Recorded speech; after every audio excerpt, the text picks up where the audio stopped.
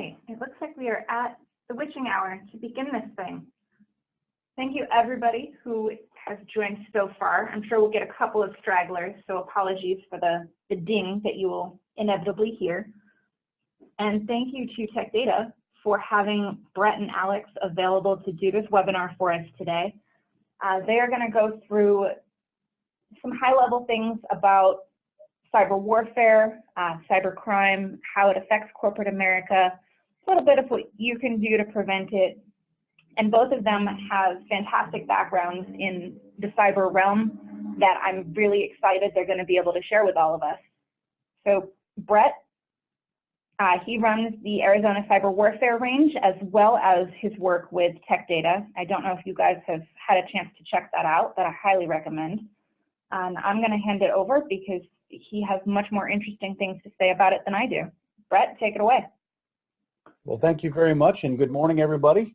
Thanks for joining us here today. And so I'm going to be covering the topic of the evolution of cyber war, and really it's going to be more also about what you can be doing and how you should be approaching this ever-growing problem.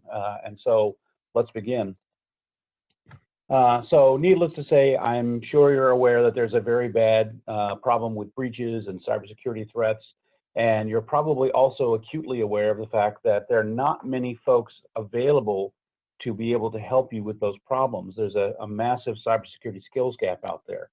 And so we are facing an ever-growing and ever more serious group of threats while simultaneously having a dwindling supply of capable cyber warriors. So hacking really started off as a bunch of curious folks. They'd say, oh, well, wow, we made this thing, and look at that. If you do this, it does this other thing. And that was kind of the curiosity. That kind of evolved into the skilled hacker group, where you had people who would help others make stuff, more secure stuff. That gave rise to the concept of the hacktivist. In other words, an individual could protest or make a change or have an impact. That then formed groups of folks, of hacktivists, and that became hacking groups. You've heard a lot about those guys. I can tell you today, the state of cyber warfare, the state of hacking, it's really all nation states. So you essentially have an old paradigm of just essentially really highly trained, highly resourced, very capable folks.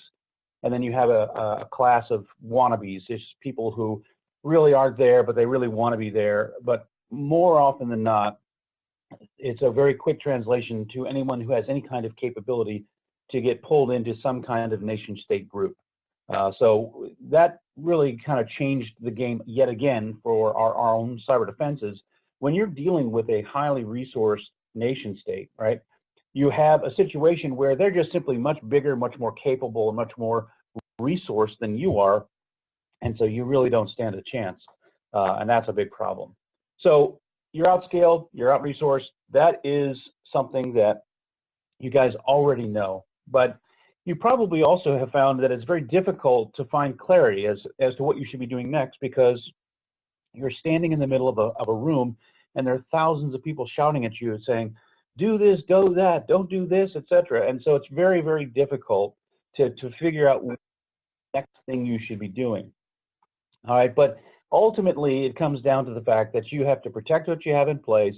And one of the ways that you do that is getting rid of those blind spots, okay? You must see, otherwise you can't fight. Imagine trying to box somebody in pure darkness. They can see and you can't. You know how that's going to end, right? You also are under-resourced compared to the threat against you. Leverage external resources to assist you in this battle. And then, where possible, look for opportunities for automation, or what they call orchestration, to allow you to handle things in an automated way. A lot of things that are quote unquote AI today, that's really kind of what they're trying to help with. Now, there are resources out there that are available to you for free, and I would recommend that you engage with these immediately. So the first one is the FBI's InfraGard program, infraguard.org, keypoint.org and not .com. That is I'll do something, I'll let you know, okay? Sorry, we got a feedback. Quick reminder to people, if you could mute yourself, that would be fantastic so that we can hear the presenters. So infraguard.org is a public-private partnership. It is completely free to join. It is a bidirectional exchange of intelligence from the FBI, and I highly recommend that. It's a great way to connect with both the community, the cybersecurity community, but it also provides you with some intelligence. The Arizona Cyber Warfare Range is an organization I founded with another individual, and we are also a free resource available to teach you critical skill sets: attack, defend, investigate, as well as has threat intelligence and all kinds of educational opportunities for you and your team to get up to speed. And then, of course, you're talking to ATEC Group, right? They're one of our tech data partners. We're a $40 billion corporation with all kinds of resource capabilities. We make sure we have the very best people available, and of course, that means that you have access to them through ATEC Group. Now, you also have to understand that how you get from one point to another starts with where are you? It is not surprising to us anymore to find that most companies have a very, very poor understanding of where they are. So we typically will start with what a free security posture assessment, and that just simply says, hey, what are the things you have in place? What are the things that you're doing? How is this stuff working? How are you planning to resolve matters, et cetera, when these things happen? Those kinds of assessments, we spend about an hour and a half on the phone.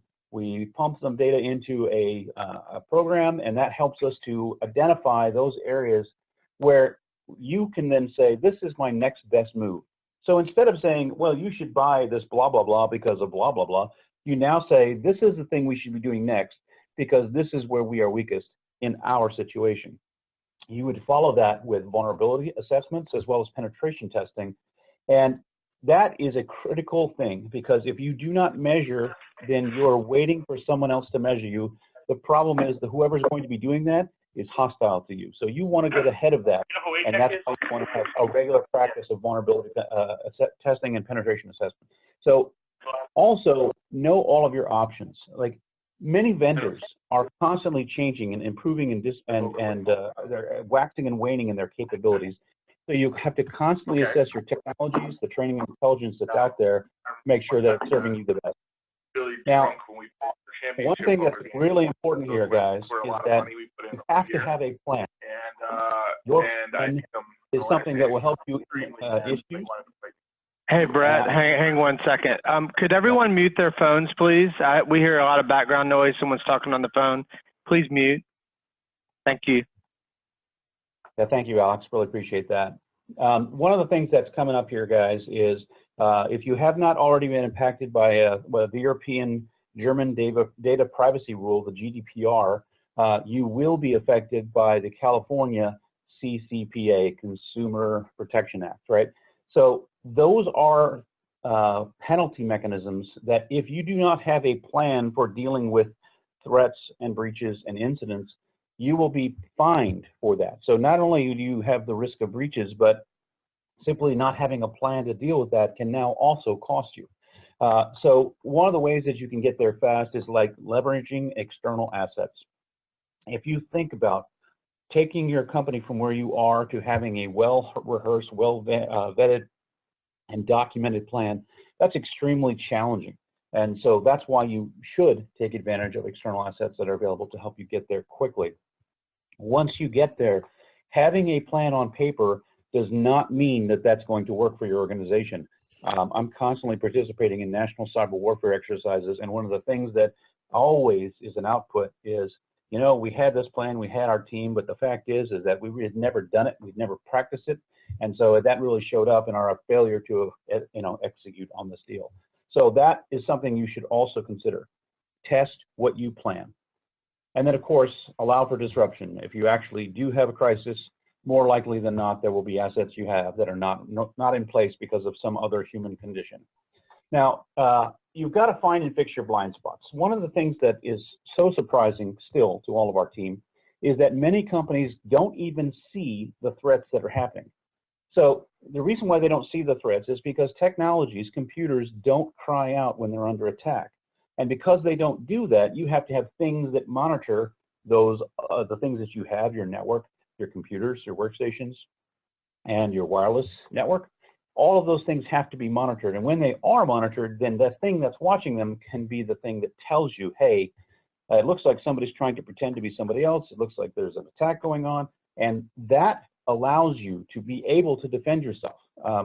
Most cybersecurity breaches don't get detected for 6 months or more. And that's, of course, completely unacceptable, and it could completely destroy your business.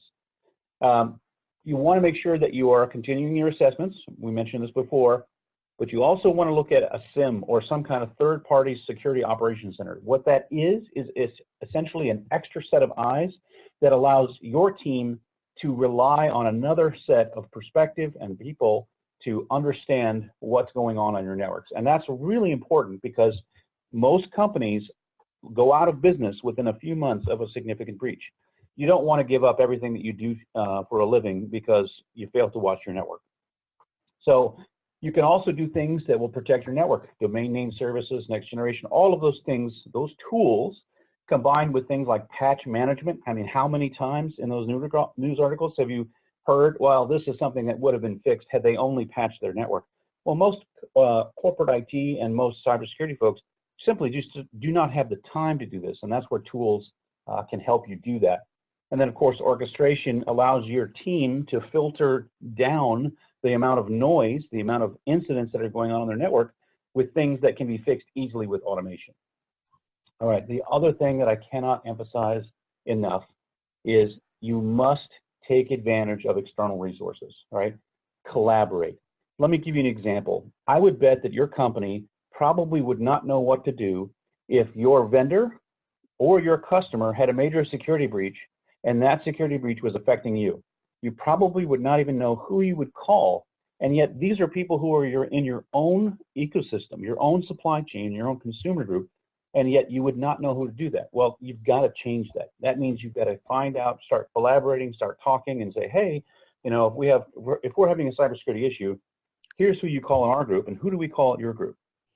Those kinds of things are highly relevant to you, and you do not want to learn those things as a crisis is happening. Think about it. If you are in the middle of a crisis, the last thing you need to do is a bunch of paperwork that you should have filed before you got involved in this crisis, right? In the military world, they describe it as left of boom and right of boom, all right? So boom being the incident, the problem. Left of boom is all the things you could have done before it went boom, and right of boom is all of the things that happen after the crisis begins. The costs associated to your company for dealing with things right of boom are up to 70 times more expensive than if you had taken care of it left of boom. So I highly recommend that you get out there, start collaborating, start sharing, start communicating. And the other thing you need to do is make sure that the team you have in place is prepared. I mean, I'm sure you've heard the cliche.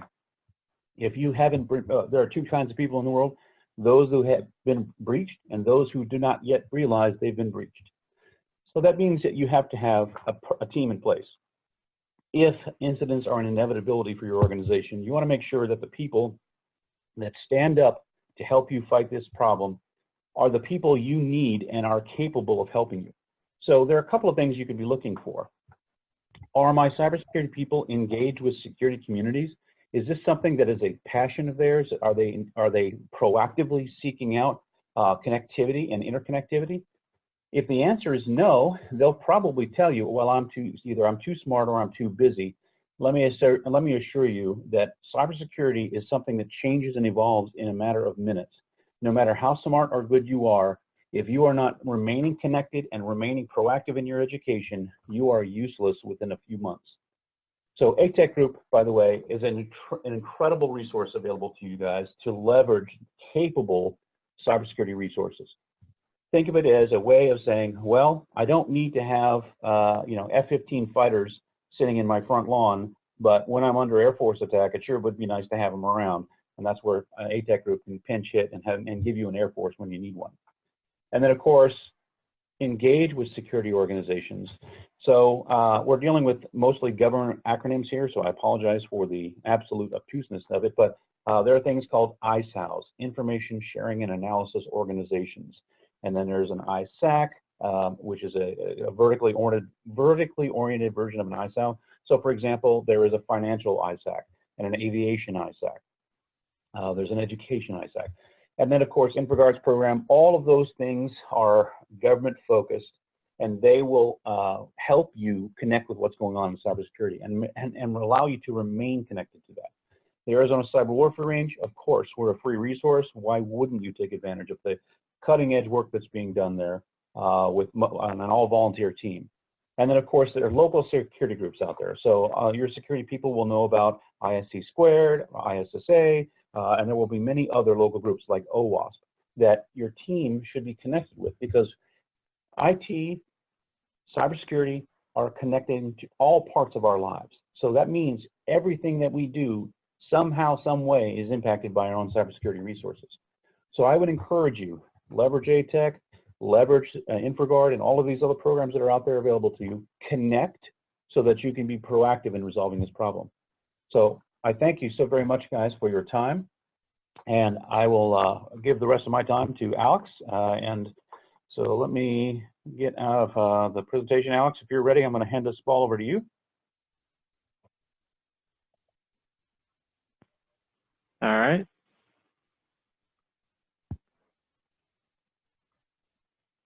Give me 1 second while I transition here.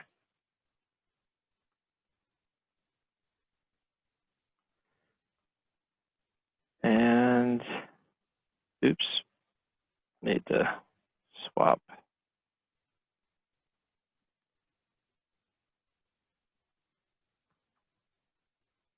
Apologies, I shared the wrong screen. All right, so my name is Alex Ryals. I have the privilege to manage the security business for Tech Data. And while I'm getting set up here, what screen are you guys? Yeah, is it the right? It's the right one? Yes, sir. Yeah. Because it looks like it's the wrong one. All right, cool. So my job at Tech Data, we're an IT distributor. Our job is to help our partners, like the ATEC group, sell technology solutions to customers. So I run the security business, which means every day in my job, I have the privilege to talk to many different security vendors, probably 3 a week. And I meet with customers every single week talking about cybersecurity threat that they face and solutions to help solve those threats. So what I'd like to do today is just elaborate some more on what Brett started with today. So first of all, we're privileged to have Brett on the call today. He didn't talk a lot about the Arizona Cyber Warfare Range, but he's the founder of that organization. They're located in Phoenix. Their role is a nonprofit organization to teach people critical cybersecurity skills. So you can go there to learn offensive skills, attacking skills. Why would you want to do that? Because how can you possibly think you can defend yourself against these nation state level attackers if you don't understand their techniques and how they do what they do? They teach defensive skills down at the Arizona Cyber Warfare Range, where you can learn how to defend against those attacks. And then they teach threat intelligence skills. So they'll do red team, blue team exercises. Red team is offense or attackers, and blue team is defense, defenders. And after the war, a threat intelligence analyst would come in and learn the skills of picking up the pieces, identifying where did the threat come from and how long had they been in the network, and all that forensic information that's so important. So if you're in the Phoenix area, there's places you can physically go to spend time there over a period of weeks and months. It's kind of a drop-in kind of a situation where you just learn from other peers.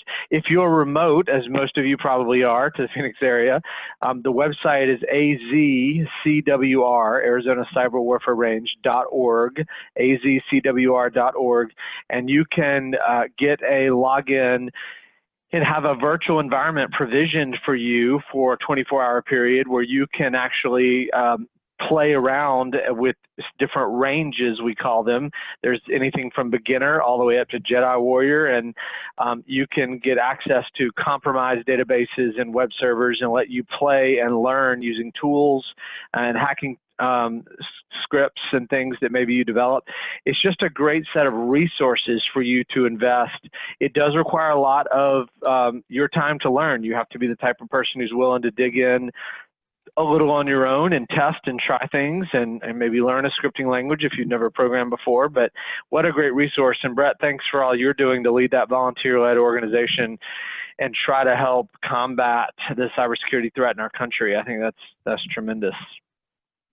So there's a lot of things we could talk about today in cybersecurity. I want to start out with a little bit of an analyst perspective on security. So I talk to analysts quite frequently in my job. Probably once a quarter, I'm talking to 5 or 6 different analyst firms just about different vendor technologies and different areas or trends in security. And so Gartner, interestingly, is telling us that the worldwide cybersecurity spending for this year is going to get up to around $96 billion. And what that translates to for you is that the security market of technologies is growing at about 7.5% to 8% year over year. Now, you may be thinking to yourself, wow, 7.5%, that does not sound like a very fast-growing area of the market compared to servers and tablets and phones and all the other things that we track as analysts. But interestingly, cybersecurity is that one thing that an IT staff or a CISO or a CIO, when they invest dollars to invest in security budgets to protect your company, it's the one thing that they sometimes don't feel like they get a return on. Because if a chief security officer or a chief information officer justifies spending X amount of dollars on an endpoint security project to upgrade their endpoint security to maybe next gen endpoint, if all goes well and the technology does what it's supposed to do, then you're not going to get attacked, or at least not in a major way, and you may never hear about a return from that investment. And actually, that's a fantastic thing. You really don't want to hear about a return from your security investments, but because of that, some executives have a hard time allocating budget dollars for security because they feel like I spent all this money last year to upgrade all of our firewalls and I don't feel like I got a good return from it. In reality, it did what it's supposed to do and it protected you from attack. But if you spend dollars on that SAP upgrade or to deploy a new CRM system in the company, it just feels like more of a return, right? Because your whole sales team's using your new CRM every single day and you're getting forecast reports. And so it's a huge misnomer, and for that reason, the security industry is growing steadily, but it's starting to increase in growth just in the last year. And the reason is because the huge growth in ransomware attacks, malware attacks, phishing scams. I think that this is starting to become more personal to the executives at many of our customers as they're starting to experience regulation bearing down on them. Recently, Brett talks about GDPR in Europe. We'll talk a little bit more about that in a few minutes, but these regulations have huge fines attached to them. And so just recently, we're starting to see the growth and spending of IT budgets and security, and rightly so. If you look at this slide, and it talks about by 2020, there's going to be over 20 billion IoT things to secure. Think mobile phones and the growth of those, tablets and laptops. Think IoT devices like sensors in a retail store or in a hospital environment. As more and more devices come online and have IP connectivity, the attack vectors increase exponentially for the bad guys. And unfortunately, a lot of the OEMs who build these devices think of security very last in their list of priorities. And so when a hospital deploys a set of IV stands that have a little GPS sensor on them so the nurses can track down where all their IV stands go or their wheelchairs, if those devices that attach to each of those hospital appliances are not secured, a bad guy can use those as a Trojan horse to get on the network simply and then pivot to maybe the registration system where they can compromise database records. So the need for security could never be stronger. The Department of Homeland Security on the left says the growing number of serious attacks on essential cyber networks is one of the most serious economic and national security threats our nation faces. We read an article, a couple weeks ago in the news about how supposedly the Chinese had embedded some code into a microchip that was in most every super micro computer that came out of China and was installed, by the way, in all sorts of companies and government agencies in the United States. Chip level firmware code that gives another nation state almost full access to anything running on those servers.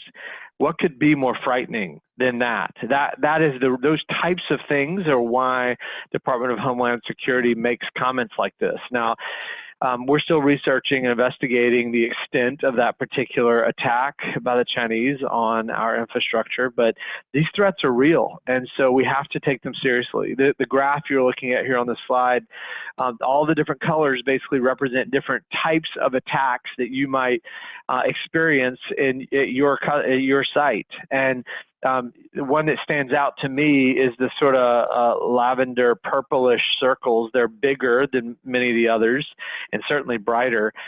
Notice that represents misconfigurations in your environment. You may be wondering what the larger attack vectors are for bad guys and nation states into your network. And right here you can see that as they've studied this with the latest IBM X-Force Threat Intelligence report, it turns out that whenever you have a network guy who maybe is not trained enough, hasn't been to the right courses, and he misconfigures your switches or routers or firewalls, that's a main attack vector for bad guys, simply to come in through misconfiguration. If we just did that one thing, what a huge impact that could have on the security of our sites. So some other interesting statistics to talk about. There's a lot of stories we could look at. Personally, I love using Flipboard. It's an app that you can put on your phone. Flipboard it's just a news aggregator, but it has a cybersecurity category in it that you can subscribe to. It's free. But every day I flip through articles on cybersecurity and read about the latest breaches, and they're literally every day. But it's interesting to start noticing the trends of breaches and the ways these guys are getting into our networks through phishing attacks or ransomware. There's so many different trends to spot as you read articles over time. One of the more prevalent stories that I'll tell here is Yahoo. So there's going to be an interesting point to this story here at the end. But in Yahoo's case, end of 2014 roughly, we found out that Yahoo had a data breach, or they had a data breach back at the end of 2014. It resulted in, we thought, maybe 1 billion records stolen. And 1 billion's a lot. Like, that's more than most breaches that we hear about. Unfortunately, Yahoo did not disclose that breach until 2016, almost 2 years later. And by then, once it became public and then they started getting questioned, it turns out the number at the end of the day, today in 2018, as we've continued to research that breach, there's over 3 billion records in total that were stolen from Yahoo, not 1 billion. Can you imagine the percentage of the world's population that had a user account with Yahoo that was stolen and sold on the dark web, and you didn't even know about it for 2 years? I mean, you could have been changing your password at the very least on all your other accounts that use the same password that you had on your Yahoo account. But because Yahoo didn't disclose it for 2 years, we're all at risk. And so because of that, we had regulation like GDPR, as Brett discussed, which is a European regulation that's around data privacy. And what it means is if you're a US company or anywhere in the world and you have European citizens in your customer database, you're now required to follow certain responsibilities and rules. And some of those relate to protecting the data. If a European citizen wants you to delete a record about them in your database, you have to be able to do that in an automated way, which, by the way, requires expensive upgrades of the software you use, most likely. But number two, if you do have a data breach and you have European citizen information that was a part of that breach, you're required to disclose that breach within days of discovery. Now, Yahoo took 2 years. for you as a customer to be able to disclose within days of you finding a breach is kind of scary, because you can't just put a press release out that says, hey, I was attacked, and we're not quite sure yet of the extent of the breach, or if your data was stolen particularly.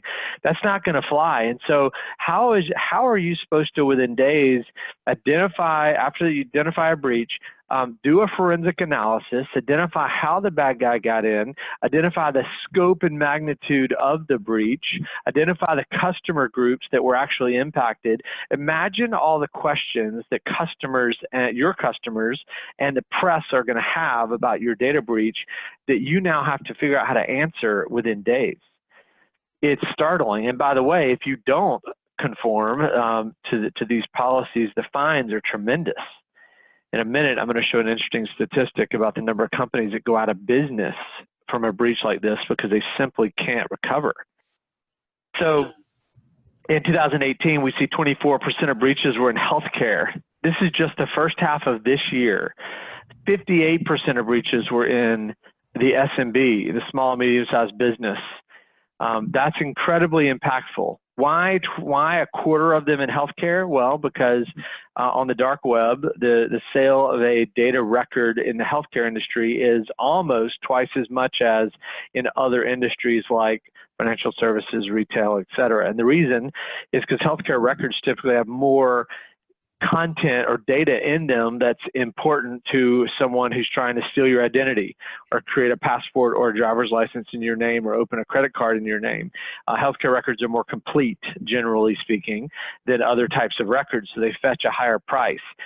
Interestingly, we're seeing the price of data records in the dark web declining a little bit lately because of the growth in ransomware. Bad guys are starting to use ransomware as just an easier form of getting paid, getting a payday, versus data breaches and selling records online. Not that it's still not happening, but there is a slight decline in the pricing of data records.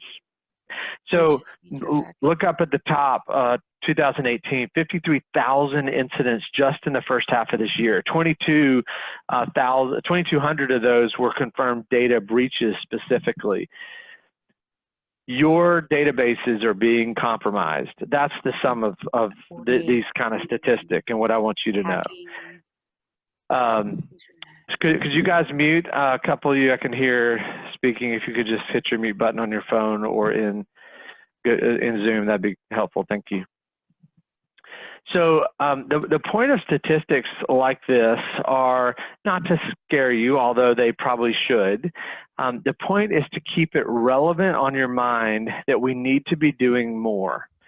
Thinking of cybersecurity has to be a holistic perspective for your environment, because there's many areas of security to consider. IDC, an analyst firm, says that there are 7 major categories of security to think about. Categories like endpoint security and security intelligence and identity and access management. There's 35 sub areas of security, 35. So when you think about all the different vendors and the products and the different things you can buy in order to protect your environment, it's a little bit overwhelming. Brett talked about standing in a room and trying to listen to the 1,000 people yelling at you their opinions all at one time. It's confusing for sure. And so what we'd like for you to consider is we need to make a plan and try to, best we can, think about the various areas of security that we need to consider and start checking these things off. And you probably don't have the budget to buy something for every area of security all in one year, but there needs to be a plan so that over a period of time, you're adding an effective network security capability through next-gen firewalls. Over time, you're adding a good endpoint security solution to your environment to protect your endpoint devices from intrusion. You have a patch management strategy, as Brett talked about. Patches are one of the most overlooked, simple forms of security you can implement. Did you know that there's a database that tracks all the known vulnerabilities in our ecosystem? So as soon as we identify a vulnerability in an appliance or in a technology or in an application, it gets a number called a CVE, a common vulnerability. I can't remember the E. Anyway, a CVE number is just a way to uniquely identify a known vulnerability in an application or a hardware device. But out of all the thousands upon thousands of CVE numbers that we have recorded that are vulnerabilities, less than 5% are actually being used by bad guys to patch, to build an exploit and try to get into your environment. Less than 5% of all known vulnerabilities. But ironically, 70% of all attacks leverage a known vulnerability. So what that tells us is that most attacks use known vulnerabilities to get in, but there's only a few that people use all the time. Eternal Blue, what a great example. If you were paying attention a year and a half ago to the news, you probably noticed that the CIA lost a bunch of their hacking tools to a group called the Shadow Brokers, who hacked in and stole a bunch of the tools, the weaponry that our government uses for cyber warfare.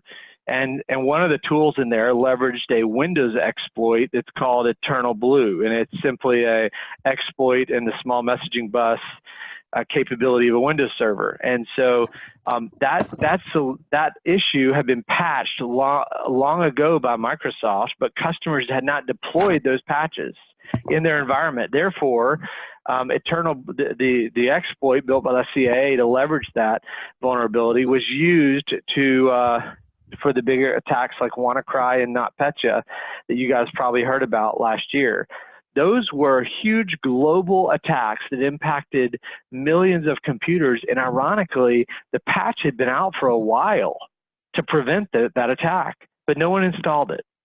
So if you take away anything from today, patch management is such a critical capability to focus on.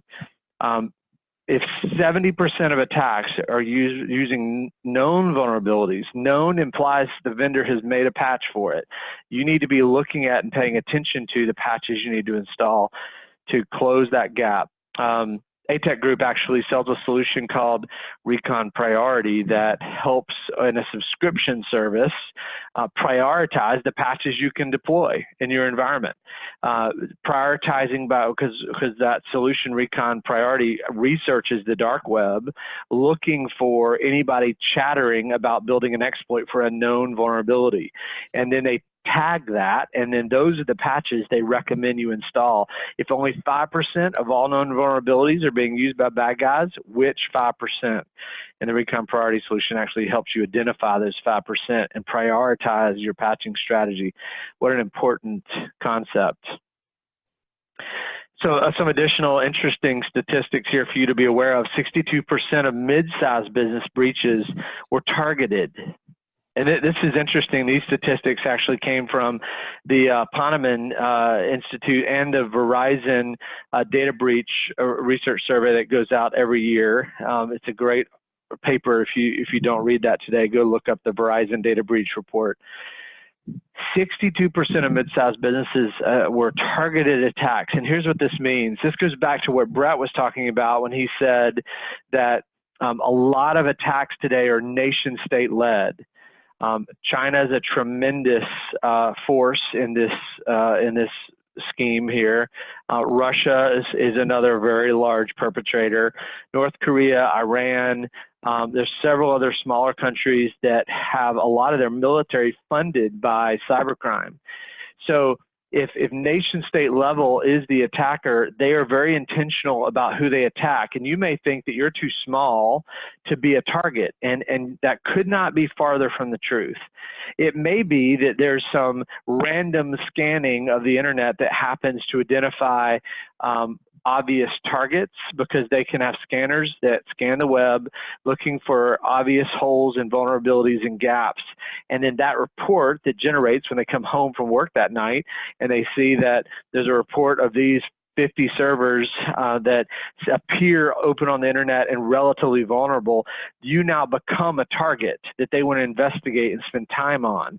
And so whereas you might not have been on their radar before, if your security posture is not relatively good, you become a target, and then they'll spend weeks and months targeting you. We're going to talk next about this cybersecurity kill chain and how that works. But 62% of mid-sized businesses were targeted attacks, and there's so many ways to target people.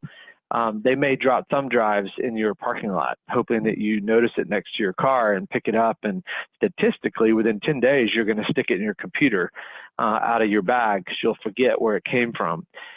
It may be that they're using clickbait on a website, hoping you go to a rogue site, type in credentials, or maybe it's a phishing scam against your employees. There's so many ways to target.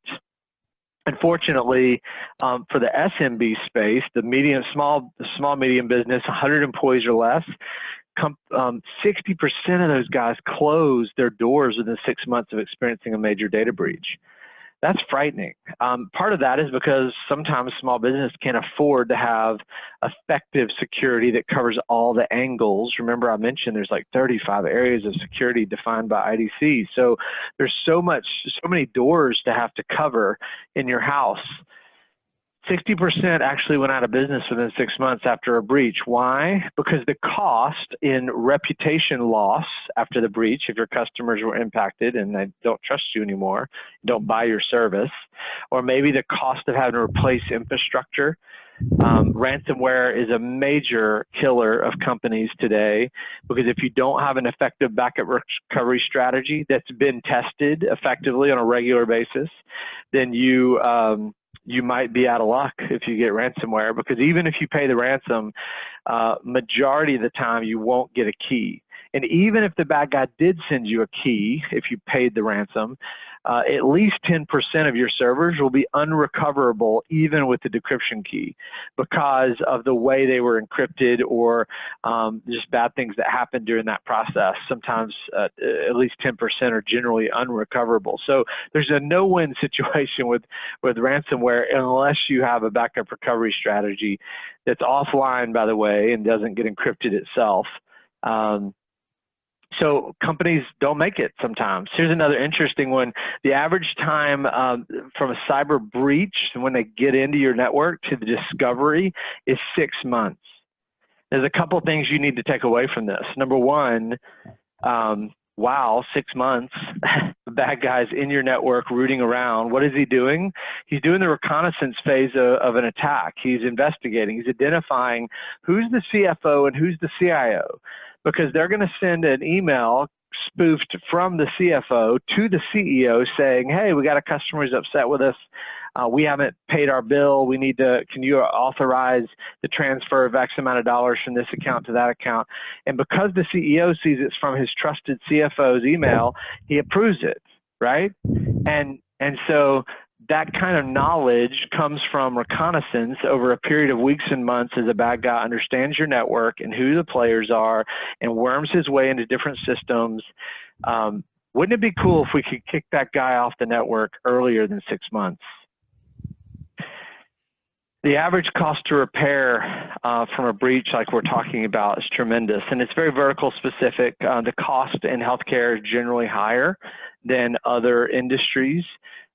When we look at the average total loss of a company from data theft, if you average SMB, midsize, and large enterprise customers, the average is over $3 million per breach incident. Specifically for mid-sized customers, it's around $1 million if you average just mid-sized customers. The point, regardless of what the number is the cost of a data breach to your business is tremendous and shouldn't be ignored. The way that information like this is calculated, and this particular data came from an IBM study a few years ago, cost of data breach study. This takes into account the cost for you to deploy your own IT staff away from other projects to have to do forensics and recovery activities. This is third-party consultants you have to bring in to do digital forensics. This is the cost of all the marketing and messaging you're going to have to do to your customer base to convince them to trust you again. This is the litigation cost in terms of defending yourself in court when people sue you because their private information was released. All those kind of things are taken into account and need to be considered when you calculate the cost of a breach. The point here is the costs are huge. Now, the way a bad guy gets in order to force you into that cost spiral is what we call the cyber kill chain. And we don't have time today to dive deeply into the kill chain, but you can see the list of steps that a bad guy typically goes through to attack you. And it always starts with reconnaissance, which is investigating. It doesn't work like it does in the movies where a guy decides, hey, I need to get into that bank. And 5 minutes later, he's typing away and he's in the bank. It doesn't work that way. In real life, there's weeks and months of planning that go into an attack. To understand all the areas of your network, all the attack vectors. Maybe they're going after a person and their mobile phone to get into the network. Maybe they're going after your laptop. There's so many ways to do it. Once they identify a concept, they'll weaponize that concept, meaning write a script or an exploit in order to be able to get into your network. And then they deliver that mechanism. Maybe that's through a phishing email, or maybe that's malware they attach to an email that you click on that sends you to a rogue website. The next phase is the actual exploitation. The user clicks that link or plugs in a bad USB drive to their computer. The exploit is installed and delivered. It then connects out to a command and control center somewhere remotely out on the internet, oftentimes overseas. And then a bad guy can control his code inside your network, and then from there pivot around and go where he needs to go. So there's two phases here. You've got the whole proactive detection and mitigation, and then the containment phase. And I can tell you, as Brett talked about, it's infinitely better for you to identify and prevent the attack in the proactive detection phase before the exploit's installed, instead of waiting until after the exploit's there in your network and ransomware is installed, as an example. Monitoring is such a great way to try to mitigate that threat. When we talk about monitoring, I want you to think about an umbrella underneath all of your network and your firewalls and your intrusion detection systems and your endpoint security, and all those things send event data up that you can correlate across all of your security posture to identify threat before it becomes a real big issue. ATEC Group actually has an offering that they call Recon SOC, Security Operations Center, that's a 24/7 monitoring service. If you don't have a team of 3, 4, 5 security experts in your company that can monitor security events coming off your servers and network devices and switches and routers and firewalls and endpoint security solutions and your identity and access management solution, then ATEC can offer you a monthly subscription to a service that comes with technology and people to monitor 24 hours a day your security posture and alert you when there's an issue or an incident. The benefit to you is, number one, you don't have to go find those hard-to-find security people. Cyberseek.org, Seek, S-E-E-K.org, is a great website. It's kind of a nonprofit. They track security positions in the U.S. And there's over 300,000 open job recs right now for security positions in the United States. They're expecting that to more than double by 2021. So it's hard to find legitimate security people. And when you do find someone, a lot of times I'm finding that they're posers. They don't have quite as much experience as maybe they let on, because there's just not enough of them out there. So the concept around the Recon SOC offering is you can overcome that challenge by paying a subscription fee to get access to a group that already has collected qualified cybersecurity people to help monitor your environment 24 hours a day, identify threat, help you do forensics on the data, because we collect information and store it in a database for a long period of time, over a year, and we can do slow searches for data through the data, looking for signs of breach or threat. And then reporting on that for you through a cloud-based portal that you can log into on demand and generate a report that's compliant with controls defined with HIPAA High Trust or PCI DSS, several different regulations actually. They all have controls you need to be monitoring, and we have the ability through the Recon SOC offering to offer that type of reporting so that you can show that you're doing those basic steps to protect and monitor your environment. Now, the way this works is you have to think about security as more than a technology. It's people, it's the process, it's the technology. And whenever you're buying any type of solution to try to protect your environment, you need to be thinking about how are you going to leverage smart people that understand security, the security language, to monitor your environment and know what they're looking at. So with the Recon SOC offering, there's a team of operations analysts 24/7. It's a global operation. You're not buying a Suburban here. You're leveraging an Uber service. You're less concerned about how to get from A to B or the type of car that's driving you or the person driving as much as you want to pay a fee because your outcome is you want to get from A to B.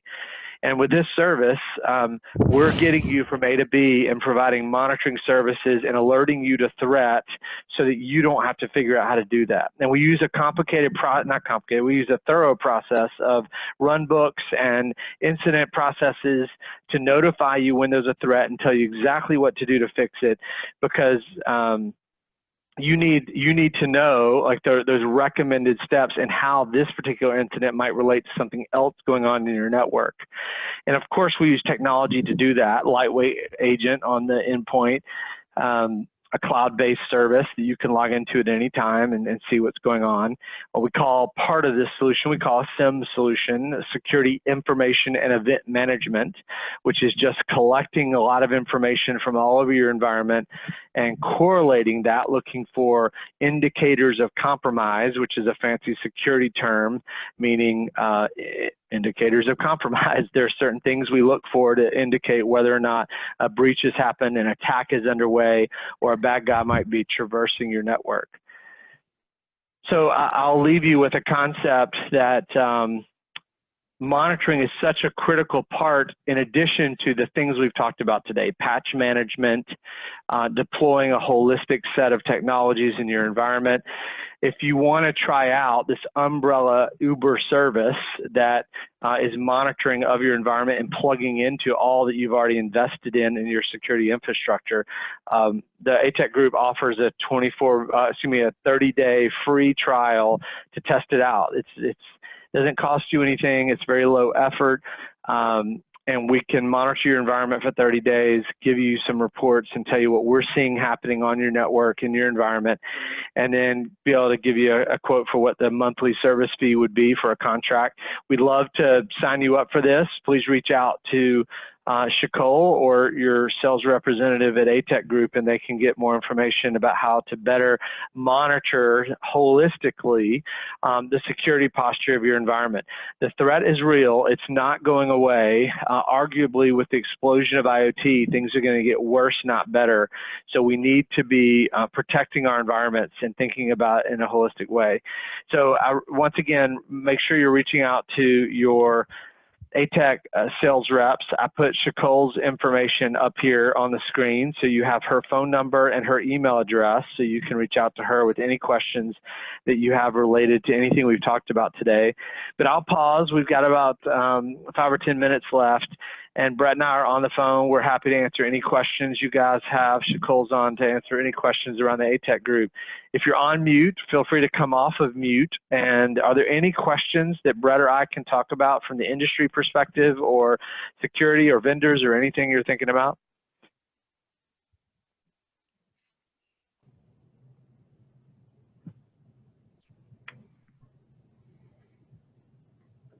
Any questions at all? Nobody seems to have questions. I will jump in with a very fast thank you to the both of you. It's great to hear about what is going on. You guys have a very unique position to see more than most of the rest of us who are stuck in, seeing the media and seeing our own, but not really getting that helicopter view. So thank you both very much for providing that. To everybody who is on the call, if you don't want to ask your questions in front of everybody, that's fine. My information is here. I'm sure you have most of ATEC's information already. We are going to send out a follow-up email with this recording and any of the supplemental materials, just like all of the other webinars that we've done. This is the last one of our series. It's almost the end of Cybersecurity Awareness Month. That you guys have been more aware this month, and we can carry that over to every other month of the year as well. I hope you enjoyed the last bits of your lunch break. And again, if you do have questions, don't want to mention them now, that is fine. Just reach out at your leisure. Thank you, Alex. Thank you. Yeah. No questions? I'm really surprised. Hey, Alex, I got a question. Hey, Alex, I got a question. So if Okay. I'm an SMB, is there like one kind of area of security that could have, for lack of a better word, the best bang for the buck in terms of security controls that I may want to be investing in? Is there something that crosses a lot of different areas in the SMB space? What are your thoughts? Yeah, it's a great question. There's a couple areas that I think are important if you prioritize and you have a limited budget. I would say that number one is firewalls. You need to certainly have a next-gen firewall that is blocking content at a packet level coming into the network. That's that proactive phase of trying to keep the bad guy out. Secondly, the bad guy will get in, right? So you need something for once he's in, how do you identify him? And I would say that the low-hanging fruit there is endpoint security. An endpoint security solution not only tries to prevent bad stuff coming onto your endpoint, but also root it out once it's there and block that. So many of the endpoint security solutions in the market have anti-ransomware capabilities where they identify if something's happening that looks like ransomware, they'll shut down and kill that process before it encrypts your system. So that after the bad guy's there, he's trying to deploy payload, identifying and shutting that down. Endpoint security is not terribly expensive, but yet such a critical step in monitoring. And the third area for an SMB that we found be very successful is monitoring services. So inevitably, bad guys will get in the network. There's just, if you're a target, and we just saw 62% of mid-sized companies are targeted attacks, there's not a lot you can do. We're almost 100% successful. When we go do a penetration test of a company, we have almost 100% success rate on getting in. Like if someone wants to get in your network, they can do it. There's many ways. So a monitoring service to try to find that person before it's been 180 days, as we saw as the average 6 months that someone's in your network before you identify them. What if we could identify them within a week, right? The first week they're there, before they finish the reconnaissance phase of the kill chain. Monitoring services are so critical, and that's the reason we talked about Recon SOC today. Thanks. Yeah, firewall, endpoint, and monitoring. Got it. Thank you so much. That's perfect.